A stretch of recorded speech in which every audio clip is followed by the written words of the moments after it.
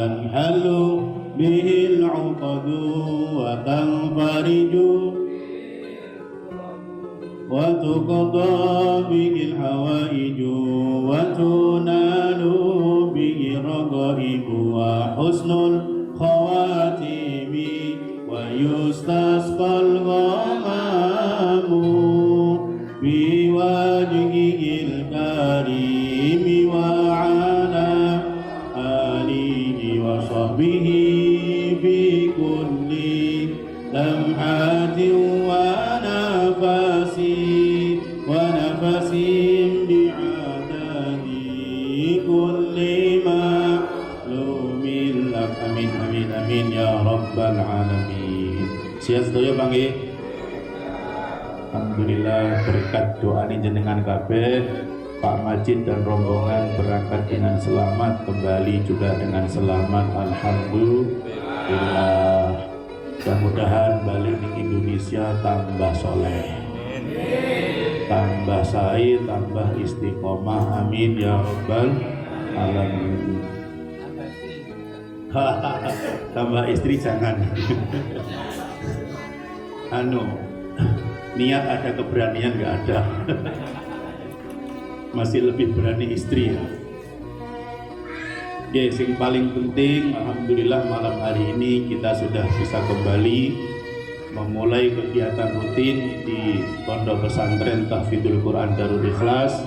Mudah-mudahan malam hari ini dengan pembukaan sekaligus kita mengadakan maulid memperingati lahirnya baginda yang tercinta Rasul sallallahu alaihi wasallam. Kita semua diberikan keistiqomahan oleh Allah Subhanahu wa taala. Karena jaminan, Pak, jaminan man adzama maulidan nabi. Barang siapa yang mengagungkan maulidnya Nabi, kata Imam Ali, mata muslimah, maka bisa dipastikan meninggalnya dalam keadaan selamat. Nah, seseorang itu tidak akan meninggal selamat kalau tidak ada ikhtiar ketika masih hidup. Nah, satu-satunya ikhtiar di antara sekian banyak ikhtiar, makanya saya mengajak 4 minggu, malam Senin ini, malam Senin berikutnya, sampai malam Senin keempat, kita niatkan memperingati hari lahirnya Kanjeng Nabi Muhammad sallallahu alaihi wasallam. Niatin apa? Hormat dan kelahiran Kanjeng Nabi. Wa abdara wa tajammal, ge minyak wangi, wa tajammal sebelum berangkat maca sing ganteng. Jadi sing rambut-rambut putih ki yo disemir, Pak. Semir abang, semir ireng gak oleh. Semir abang. Enggak salah sokokan. Boten, pokoknya maca sing ganteng, sing pantes. Napa takdiman li maulidir Rasul. Semua itu dilakukan untuk mengagungkan kelahirannya Kanjeng Nabi. Lek pun ngoten niku pripun, Pak?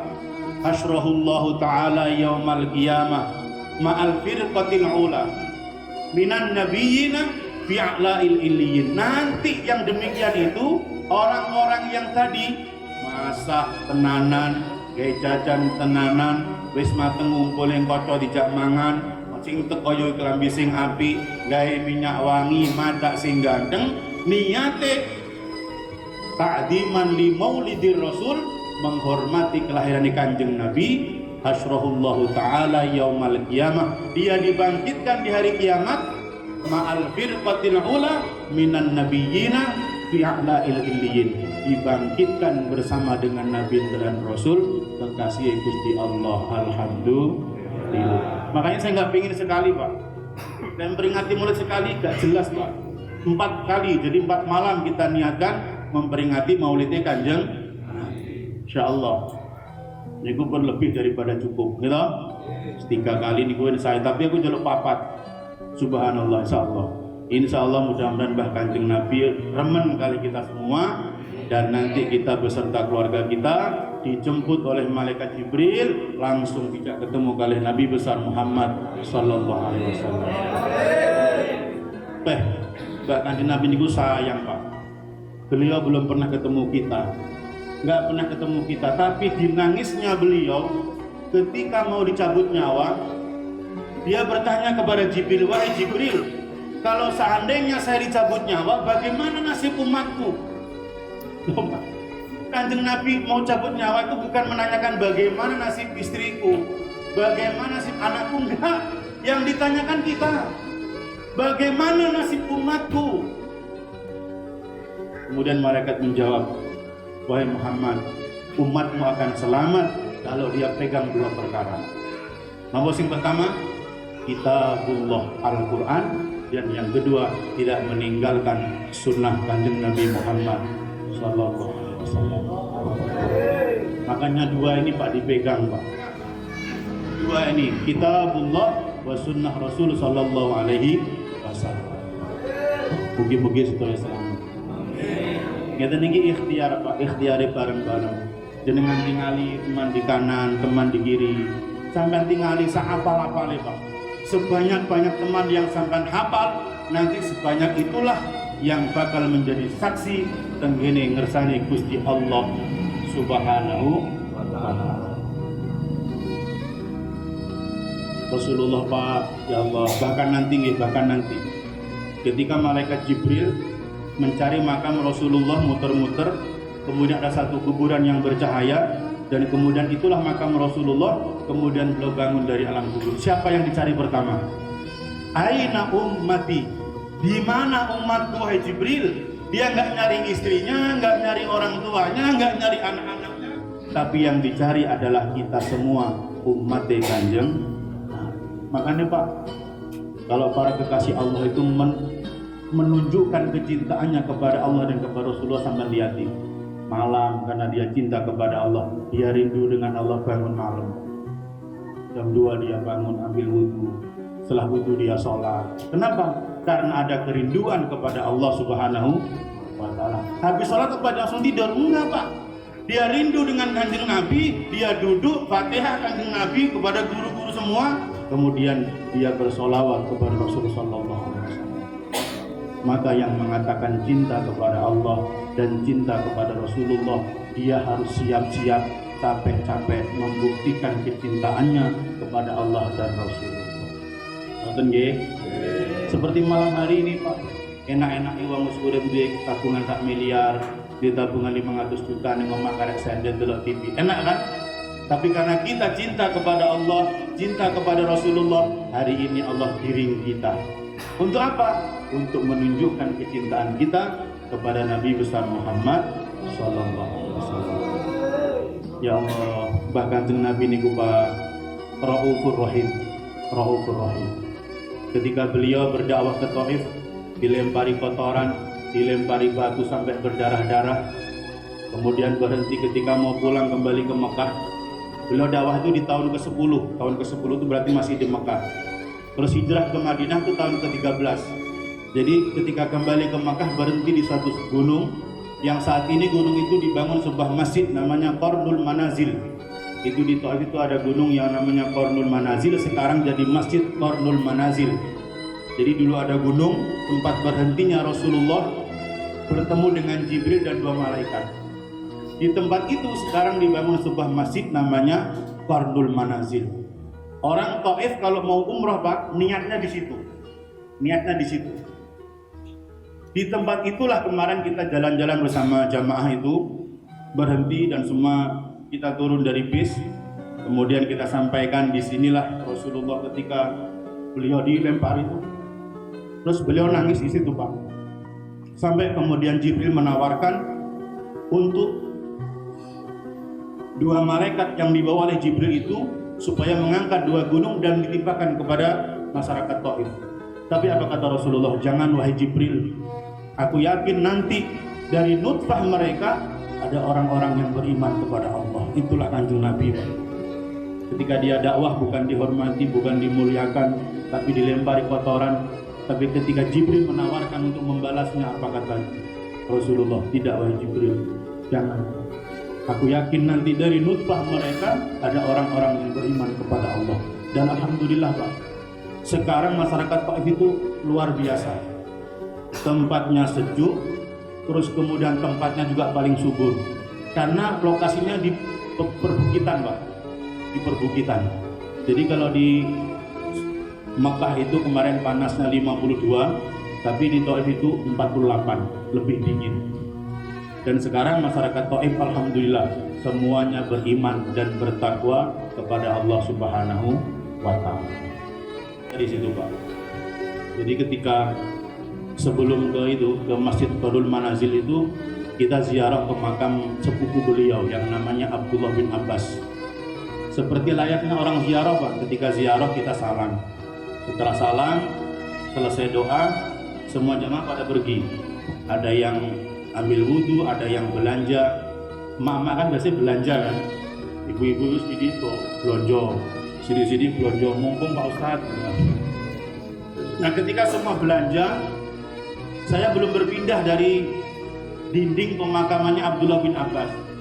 Ya kita bacalah tahlil ya, tapi secara singkat gini, ya Allah saya sediakan suratul Fatihah buat beliau Abdullah bin Abbas, lahul Fatihah, Fatihah. Saya baca tahlil pelan-pelan. Setelah pelan-pelan selesai, saya kan bikin video tuh yang biasa saya share di grup itu kan. Nah, saya bikin video baru berapa menit gitu, ada seseorang Pak yang merhatikan saya sampai saya itu nggak enak, jadi saya nggak enak, akhirnya saya berhentikan.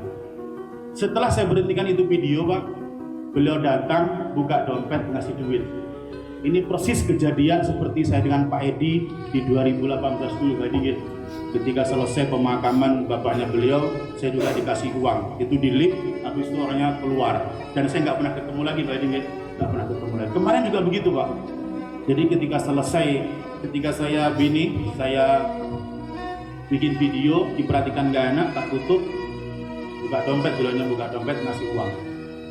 Tulisannya 100 Pak. Saya mikirnya 100 itu 100 real, karena di sana kan mata uangnya apa? Real. Tapi ternyata bukan real Pak. Ketika dibuka dompet, dikasihkan, ini buat siapa? Buat Pak Ustadz, hadiah. Langsung saya masukkan dompet, terima kasih Pak, habis itu beliau pergi. Beliau Pak bukan seperti layaknya orang yang umroh, nggak pakai batik.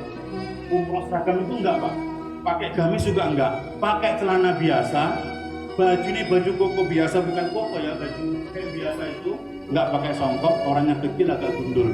Ngasih uang ternyata berapa? $100. $100. Itu masih ada nih. Oh. Saya juga baru sekali ini Pak, Indonesia ini. Saya juga pegang uang seperti ini baru sekali ini. Dan pegangnya bukan di sini, pegangnya di sana. 100 ini ketika saya masukkan dompet, ingat setahu saya 100 real Pak. Saya ketika habis makan sama istri di tangga itu, saya bilang saya dapat duit 100 gitu. Ternyata berapa? Ternyata $100. $100. Yang bikin saya nggak habis pikir gini Pak, di sana saya orang Indonesia gitu, berarti kalau orang Indonesia uangnya apa? Rupiah. Nah kalau orang sana yang ngasih berarti uangnya real. Ternyata yang dipakai apa? Dolar Pak. Berarti bukan orang Indonesia, bukan orang Arab, bahasanya gitu ya, tapi wallahu alam dikasih $100. Gila sih. Nah, ternyata setelah pulang kata Pak Win, ini duit nggak boleh ditepuk. Dan itu kok katanya nggak laku ya, nggak laku. Makanya Pak ketika beliau buka dompet ya saya ngiri juga. Ternyata uangnya seperti ini Pak, tipis-tipis Pak. Ya Allah, saya ingin mengatakan apa hikmahnya? Ternyata kita hidup itu Pak, rizkinya sudah diatur, jumlahnya sudah diatur, tempat mendapatkannya juga sudah diatur. Pak, mulai 2008 akhir saya umroh pertama kali dengan Bang Wandi, dengan Ustaz Haji Zainuddin, itu pertama kali saya umroh bertiga. Sampai 2023 saya nggak pernah ziarah yang namanya ke kota Taif, nggak pernah. Ketika kemarin sebelum umroh 2 minggu sebelum berangkat, saya WA sama ownernya PT Amanah Mabrur Sakinah ini, saya bilang tolong nanti jadwal berikutnya saya pengen ziarah ke Taif gitu kan. Kenapa? Karena kita kan baca kitab Taif itu seperti ini, gini kan, tapi nggak pernah ke lokasi Pak. Oh siap Ustadz, nanti kita jadwalkan. Ternyata seminggu sebelumnya bila WA Ustadz, ini perjalanan ini ada bonus sekaligus ziarah ke kota Taif. Alhamdulillah saya bilang. Berarti pertama kali Pak. Ternyata apa? Ternyata ya ini Pak. Ternyata Allah sudah menentukan rizki saya di hari itu di kota Taif, jamnya sekian, tanggalnya sekian, dan tidak bisa dimundurkan. Karena saya mintanya kapan? Umroh yang akan datang. Maka begitulah Pak, rizki, jodoh, semua tidak ada yang maju dan tidak ada yang mundur. Tugas kita apa? Waktu nih kerja, waktu nih ibadah. Selesai Pak. Jangan waktu nih kerja digawe bulanan, waktu nih ibadah digawe kerja. Paham ya? Ya Allah Pak. Kalau saya dikasih uang real, mungkin saya biasa Pak. Wajar lah ya. Wajarlah, kenapa? Di sana memang mata uangnya real. Tapi ternyata dikasihnya uangnya bukan real, dolar. Begitu setelah saya tahu ini dolar, saya pertama kali saya WA Pak Indra. Ya Allah Pak Indra, merinding. Saya dikasih uang 100 dolar. Ini kalau dirupiahkan berapa? Pak Indra yang setengah kali. Berapa Indra? 1.560.000. 1.560.000. Dan saya pegang ini ya pertama kali di Taif Pak. Sebelumnya nggak pernah pegang sama sekali. Ternyata ini uang mata uang dari Amerika. Mata uang Amerika itu paling tinggi Pak. Kalau 100 real itu cuma 410.000. Kalau dulu kan 36, sekarang 41. Nah, ini cerita yang pertama ini.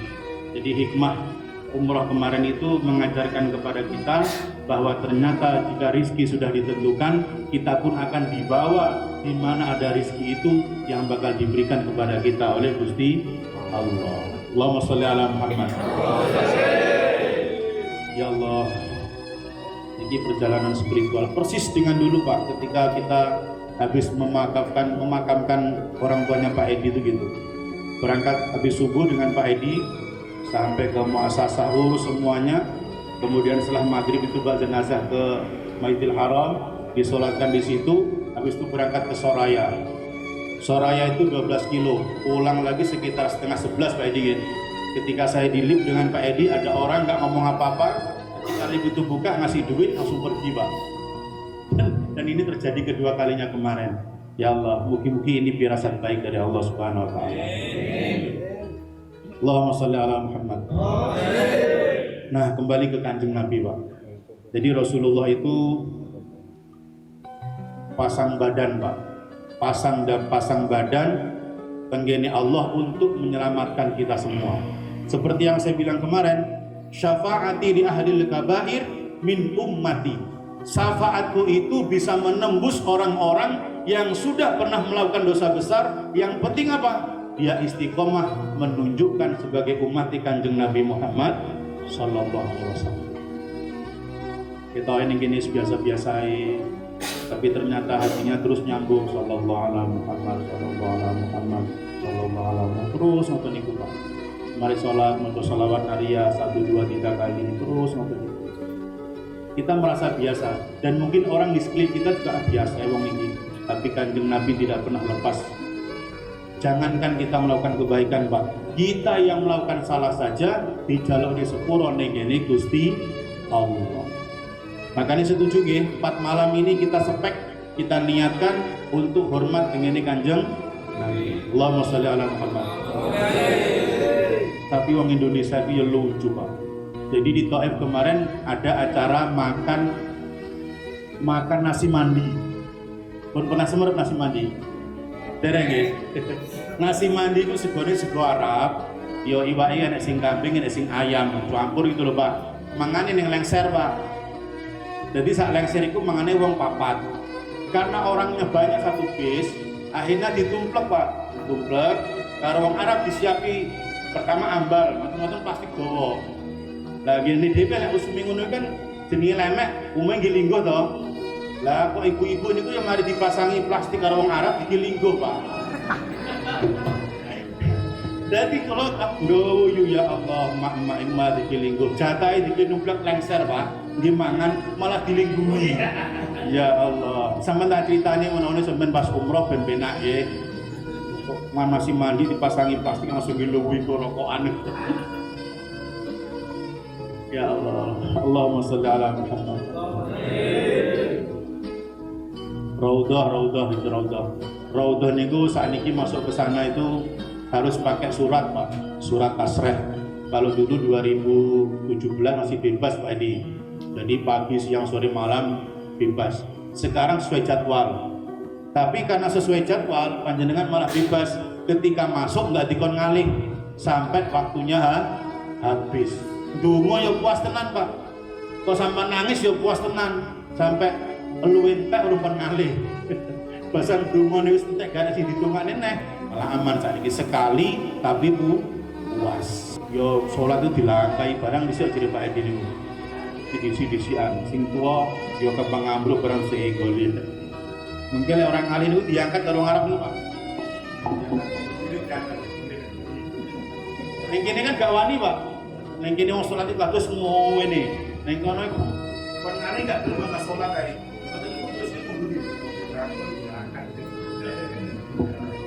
Mata niku yang pangkat diterusnya sholatnya sahih.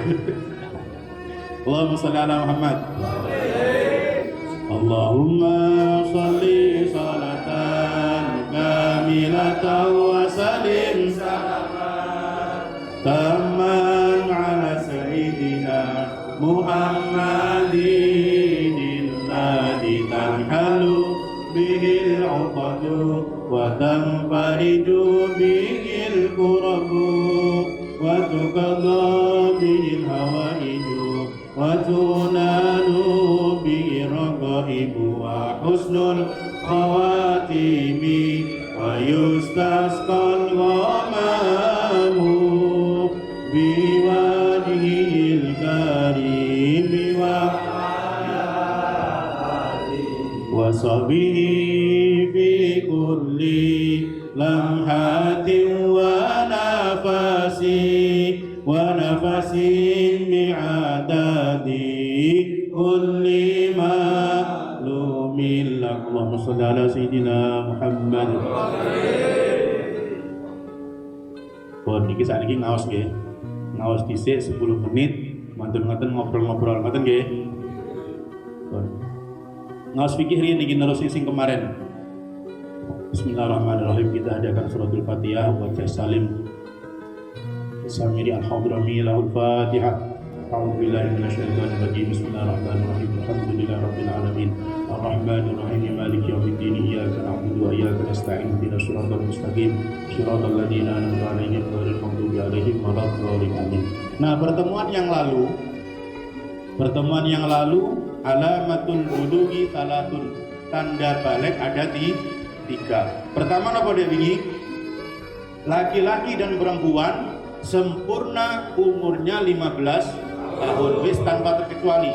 Kalau dia 15 tahun berarti sudah balik. Yang kedua, wal ihtilamu fid dzakari wal untha li tis'i sinina. Mengeluarkan sperma baik dengan mimpi ataupun dalam keadaan sadar yang ditandai usianya setelah 9 tahun. Seperti Pak Indro kemarin nanya, kalau 4 tahun berarti belum balik. Betul nggih? Jadi pertama usia sudah 9 tahun, terus kemudian yang kedua mengeluarkan sperma. Yang ketiga, khusus perempuan, haid di saat usianya sudah 9 tahun. Nah, dikukur 3 tok. Nah, ini gur 3 tok. Jadi kok anak-anak umur 4 tahun kita jerotot-jerotot itu bukan sperma, Pak. Karena dia belum bisa memproses keluarnya sperma. Jadi tandanya apa? Tandanya setelah 9 tahun laki-laki dan perempuan, terus kemudian dia ihtilam, barulah dia dihukumi balik. Kalau perempuan, haid yang ditandai setelah sampai umur 9 tahun. Pun nggih? Tadi ganti judul. Bismillahirrahmanirrahim. Faslun al-ma'u qalilun wa katsirun. Ini membahas tentang air sedikit dan air banyak. Al-qalilu ma duna kullataini wal katsiru kullataini fa aktsaru. Al-qalilu yatanajjasu bi wuqu'in najasati fihi wa illam yataghayyar. Wal ma'ul katsiru la yatanajjasu illa idza taghayyara ta'muhu aw launuhu aw rihuhu. Pun niki pakai. Jadi membahas tentang air banyak dan air sedikit. Al-qalilu madunal kullataini. Air yang sedikit itu yaitu air yang kurang dari dua kullah. Berapa ukuran normal 2 kullah nih Pak?